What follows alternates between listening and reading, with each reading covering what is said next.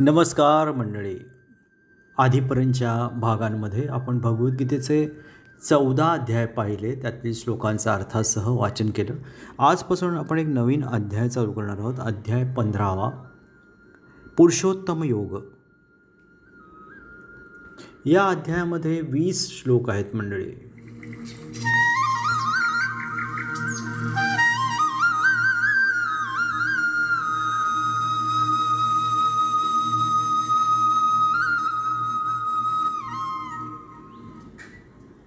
श्री भगवान वाच ऊर्ध्वमूलधक्षाखम अश्वत्थं प्राहुव्ययं छंदांसि यस्य पर्णानि यस्यं वेद स वेदवित्. श्री भगवान म्हणाले, एक शाश्वत वटवृक्ष असून त्याचे मूळ वर आहे, तर शाखा खाली आहेत. त्याची पाने म्हणजे वैदिक मंत्र आहेत. जो या वृक्षाचे स्वरूप जाणतो तो वेदांना जाणतो.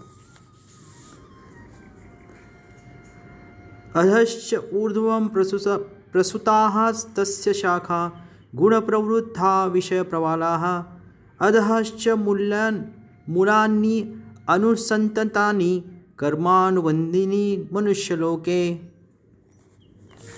या वृक्षाच्या त्रिगुणांनी पोषण केलेल्या शाखा खाली आणि वर पसरलेल्या आहेत.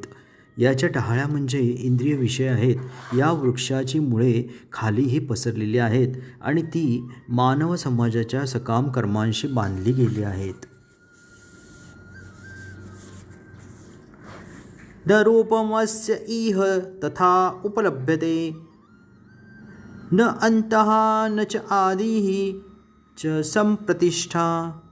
अश्वत्थमेन सुविरूढमूल मसंशस्त्रेण रूढेन चित्वा ततः पदं तत्परिमार्गितव्यं यस्मिन् गता न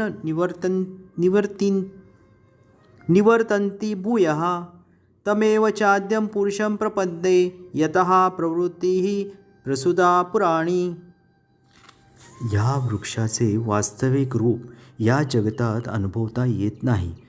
याचा आदी अंत आधार कोणीही जाणू शकत नाही. परंतु मनुष्याने खोलवर मुळे गेलेल्या या वृक्षाला निश्चयाने अनासक्ती रूपी शस्त्राद्वारे छेदून टाकले पाहिजे. त्यानंतर मनुष्याने असे स्थान शोधावे की ज्या ठिकाणी गेल्यावर पुन्हा परतावे लागत नाही. ज्या परमपुरुषाकडून अनादी काळापासून सर्व गोष्टींचा प्रारंभ आणि विस्तार झाला आहे, त्या परमपुरुषाला त्या ठिकाणी शरण गेले पाहिजे. निर्माण मोहा जितसंगदोषा अध्यात्मनित्या विनिवृत्तकामाः द्वंद्वैः विमुक्ताः सुखदुःख संज्ञैः गच्छन्त्यमूढाः पदम् अव्ययं तत्. जे खोटी प्रतिष्ठा, मोह आणि असत संघापासून मुक्त आहेत, जे नित्यत्व जाणतात, जे भौतिक वासनेतून मुक्त झाले आहेत, तसेच सुखदुःखांच्या द्वंद्वांपासून मुक्त झाले आहेत आणि जे मोहरहित होऊन परमपुरुषाला शरण कसे जावे हे जाणतात, त्यांना त्या शाश्वत धामाची प्राप्ती होते. न तद्भासयते सूर्यो न शशांको न पावकः यत् गत्वा न निवर्तते तत्धाम परमं मम. त्या माझ्या परमधामाला सूर्य, चंद्र तसेच अग्नी किंवा वीज प्रकाशित करीत नाही. जे त्या धामाला पोहोचतात ते पुन्हा या भौतिक जगतात परत येत नाहीत. मम एव अंशः जीवलोके जीवभूताः सनातनः मनः षष्ठानि इंद्रियाणि प्रकृतिस्थानी कर्षति. बद्ध जगातील जीव माझे सनातन अंश आहेत. बद्ध जीवनामुळे ते मनासहित 6 इंद्रियांशी कठीण संघर्ष करीत आहेत. शरीरं यत् वाप्नोति यच्च अपि उत्क्रामति ईश्वरः गृहीत्वा एतानि संयाति वायुगंध निवाशयात. ज्याप्रमाणे वायू स्वतःसोबत गंध घेऊन जातो, त्याचप्रमाणे भौतिक जगतातील जीव स्वतःसोबत जीवनातील विविध संकल्पना एका देहातून दुसऱ्या देहात जाताना घेऊन जातो. अशा रीतीने तो एक प्रकारचा देह धारण करतो आणि पुन्हा दुसरे शरीर धारण करण्याकरता पहिल्या देहाचा त्याग करतो.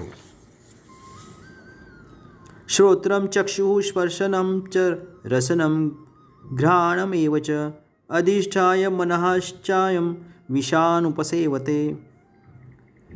अशा प्रकारे जीव दुसरे स्थूल शरीर धारण करून मनाशी केंद्रित झालेली कान, नेत्र, जिव्हा, नाक आणि स्पर्श इत्यादी विशिष्ट प्रकारची इंद्रिये प्राप्त करतो.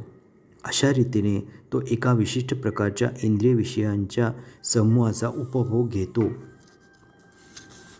उत्क्रामन्तं स्थितं वापि भुञ्जानं वा गुणान्वितं विमूढाना उपशन्ति पश्यन्ति ज्ञानचक्षुषः. जीव आपल्या देहाचा त्याग कसा करतो तसेच प्राकृतिक गुणांच्या प्रभावामुळे तो कोणत्या प्रकारच्या देहाचा उपभोग घेतो हे मूर्ख लोक जाणू शकत नाहीत. परंतु ज्याला ज्ञानचक्षु आहेत तो हे सर्व पाहू शकतो. मंडळी, याबरोबरच या 15व्या अध्यायाचे म्हणजेच पुरुषोत्तम योग अध्याय 10 श्लोक पूर्ण झाले आहेत. मंडळी,